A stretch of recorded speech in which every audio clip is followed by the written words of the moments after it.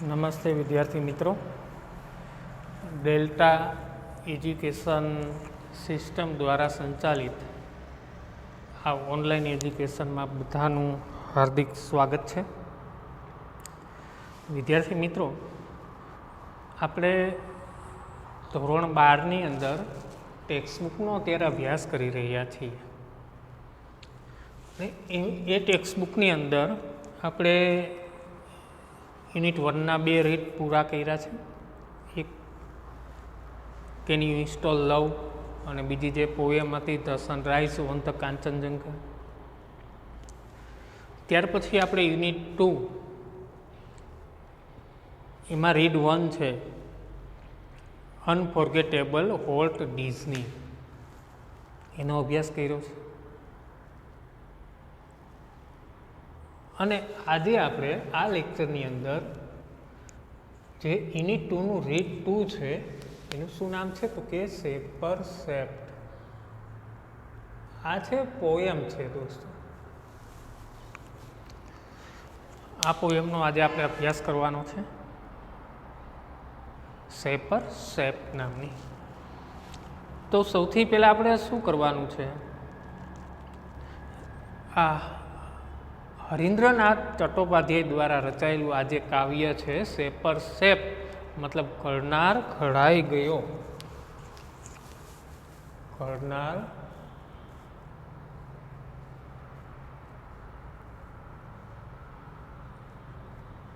ઘડાઈ ગયો, આવી કવિતાનું નામ છે, ઘડનાર ઘડાઈ ગયો. તો દોસ્તો, સૌથી પહેલું કામ આપણે ગ્લોસરીનું કરવાનું છે. તો ગ્લોસરી જોશું. પહેલો શબ્દ છે મોડ.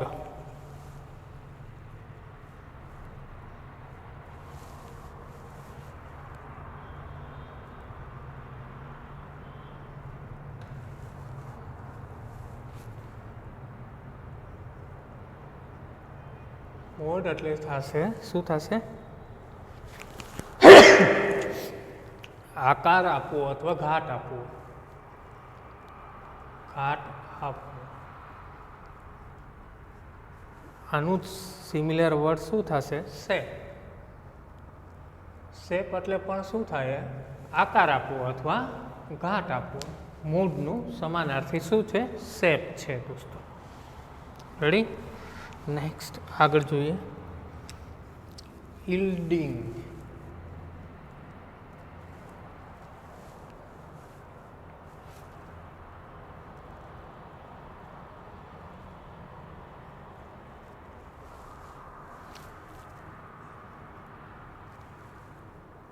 યીલ્ડિંગ.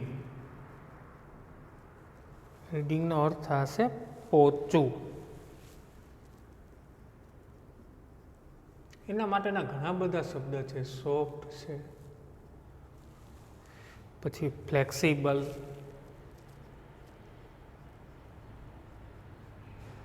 આ ઉપરાંત પ્લાયેબલ, ઘણા બધા આવા સિમિલર વર્ડ છે. જોવો એને. યીલ્ડિંગ પોચું, જેને આપણે સોફ્ટ કહીએ છીએ, નરમ પણ કહી શકાય છે, ફ્લેક્સિબલ એ પણ કહી શકાય, સ્થિતિસ્થાપક જે હોય છે આપણે એ પણ કહી શકાય, અને પ્લાયેબલ પણ શબ્દ છે એમની જોડે. કેટલી બધી ગ્લોસરી વધશે તમને. એક શબ્દના 3 અર્થ આપેલા હોય છે. કેટલી ગ્લોસરીનો વધારો થાય આપણા જ્ઞાનની અંદર. આગળ જોઈએ. સીઝ.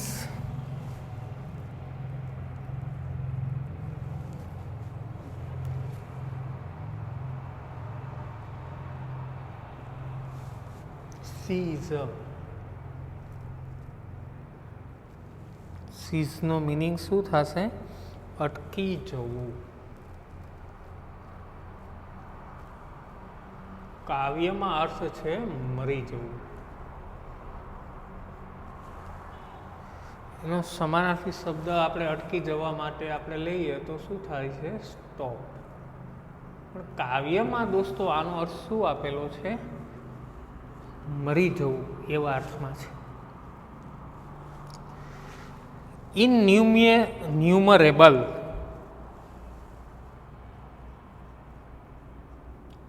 ઇન્યુમરેબલ.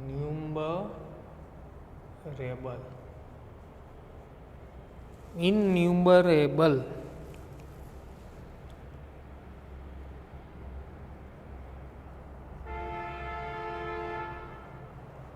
એનો અર્થ શું થશે તો કે અસંખ્ય.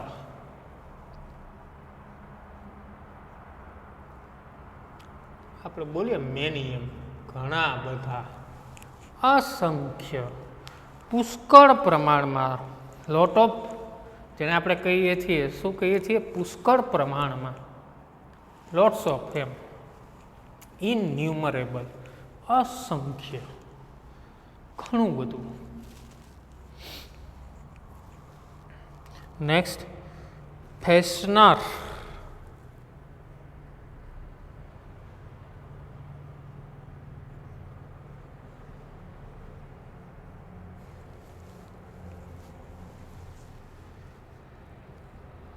ફેશનર.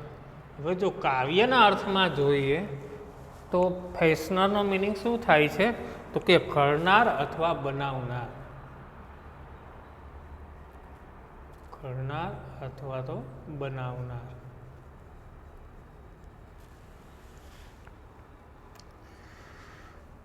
ગ્લિટર.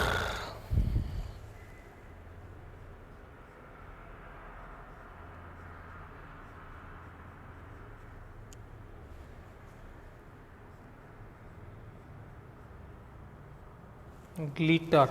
ગ્લિટર એટલે શું થશે, ચમકવું, ઝળકવું,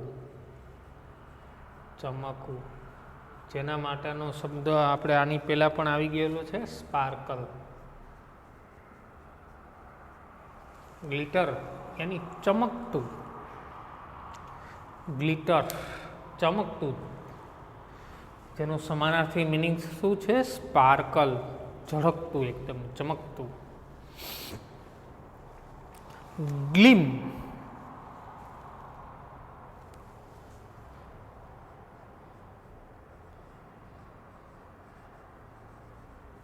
ગ્લીમ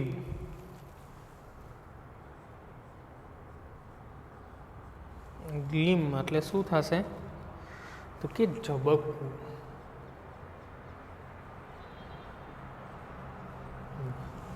વીજળીનો જે ચમકારો હોય છે, આ ચમકારો કેમ ઝબકતો હોય છે, એવી રીતે ઝબકવું. ઝબકવું એટલે શું થશે, ગ્લીમ. નેક્સ્ટ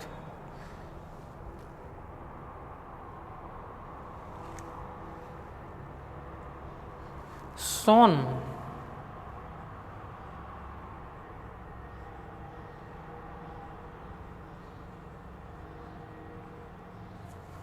સોન ચમકતી,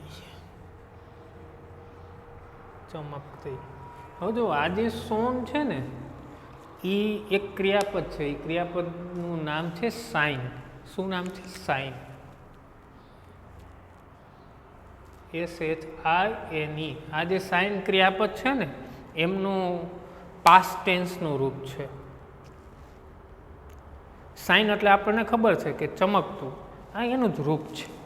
રેડી, આગળ જોઈએ. બાયગોન.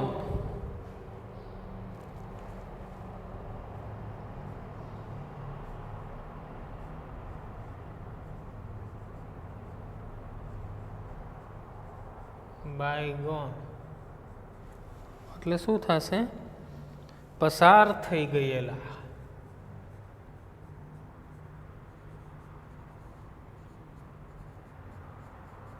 જેને આપણે ઇંગ્લિશમાં શું કહીએ તો કે પાસ્ટ. પસાર થઈ ગયેલું. ભૂતકાળના આપણે કહીએ કે ભૂતકાળના દિવસો, આપણે બોલીએ જ છીએ ભૂતકાળના દિવસો, કે જે પસાર થઈ ગયેલા દિવસો, એના અર્થમાં છે. પછી હર્લ.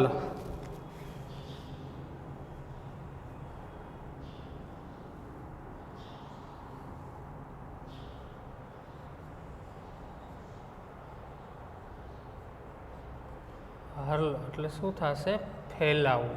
કાવ્યમાં એનો મિનિંગ છે સ્પ્રેડ, યાની ફેલાવવું કાવ્યની દ્રષ્ટિએ. નેક્સ્ટ ઇન્સોલન્સ.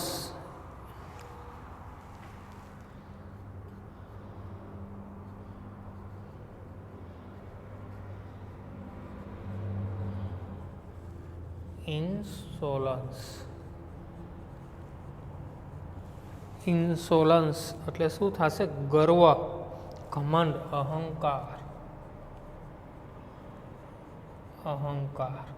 ઘમંડ, જે કોઈ પણ અર્થ લ્યો. એરોગન્સ એનો સિમિલર વર્ડ છે એરોગન્સ.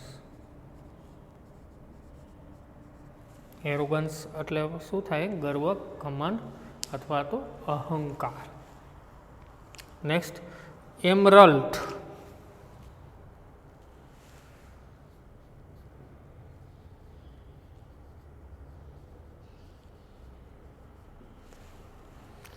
એમરલ્ડ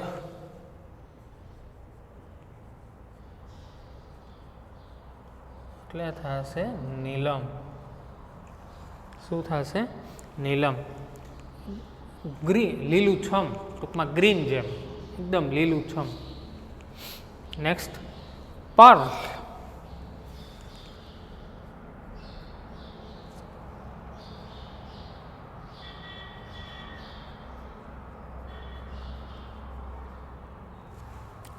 પર્લ યાની મોતી. આ શબ્દ નવો છે આપણા માટે. પર્લ, પર્લનો અર્થ શું થશે? મોતી. Next brim with. આ ફ્રેશ છે.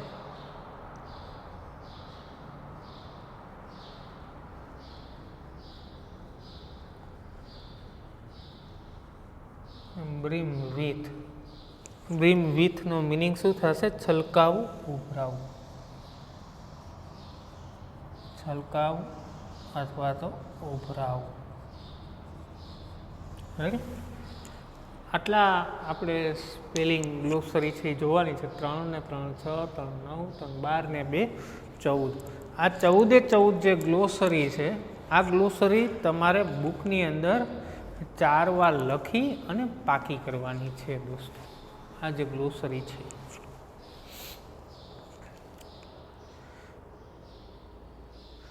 હવે શું કહે છે, હું તમને સમજૂતી આપી દઉં. આ જે પોયમ છે શેપર શેપ, ઘડનાર છે એ ઘડાઈ ગયો, એ પોયમ શું કહે છે?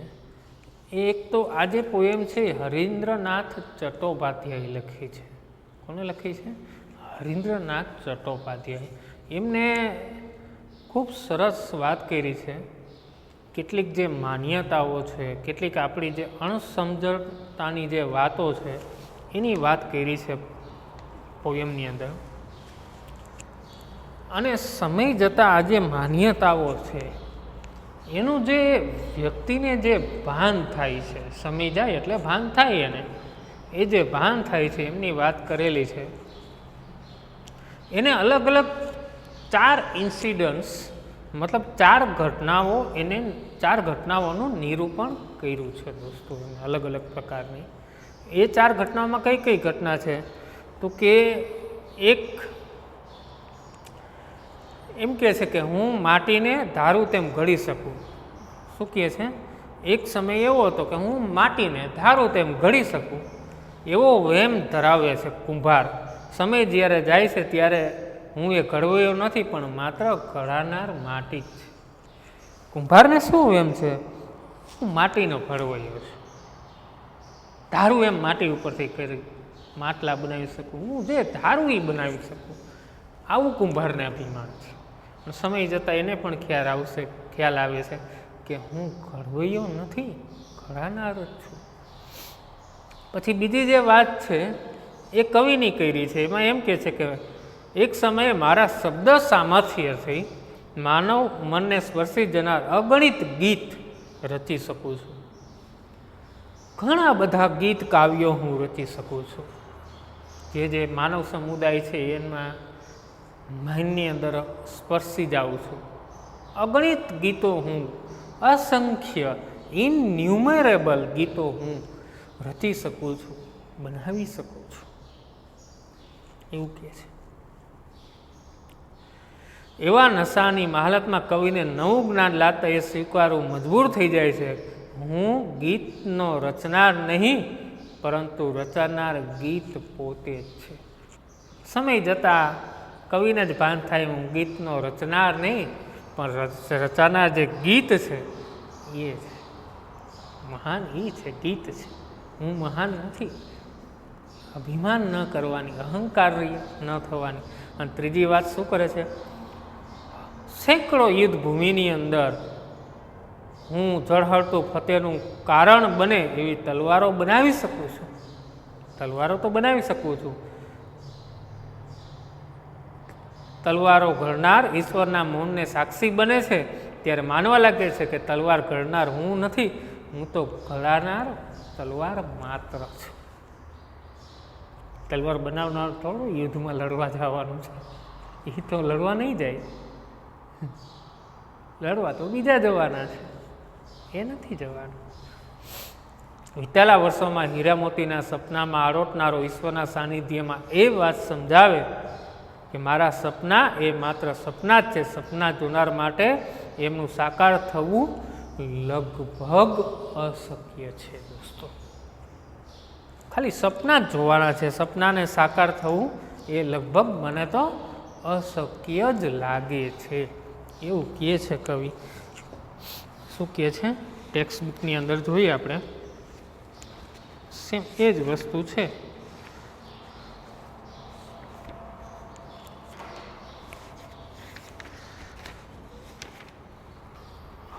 હરીન્દ્રનાથ ચટ્ટોપાધ્યાયનું In days gone by he used to be a potter who would feel his fingers mold the yield to patterns on his wheels, but now through wisdom lately won, છેલ્લે તો ડાપણ જ જીતે છે.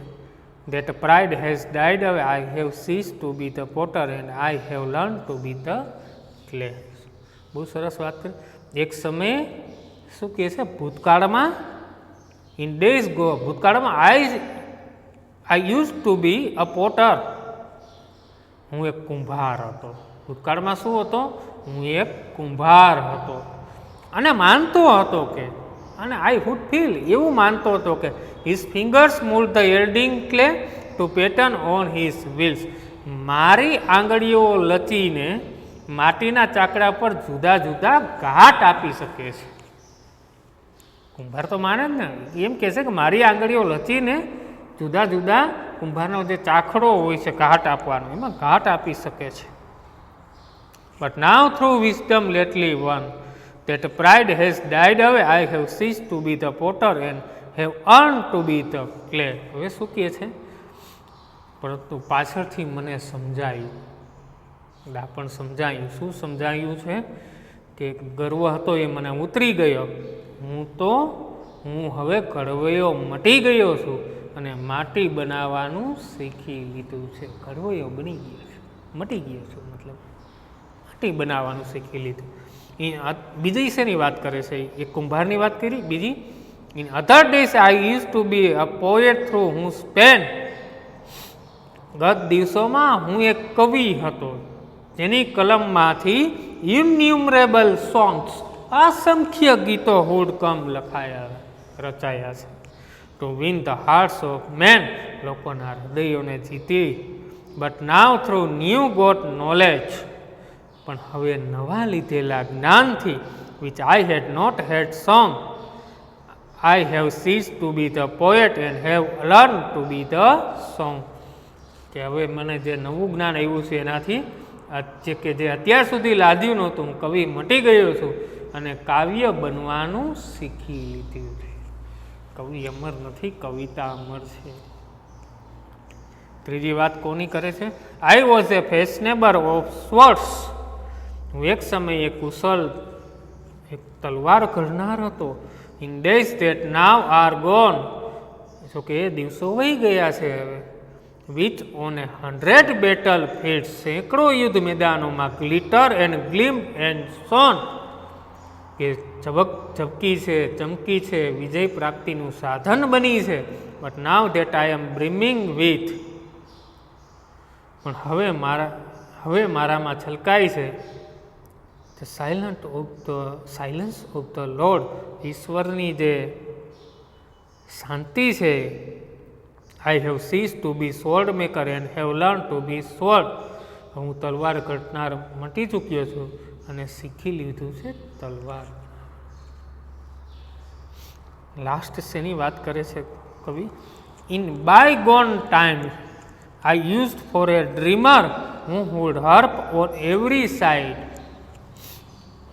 Bygone of a dreamer, I used to be a dreamer who would harp on every side.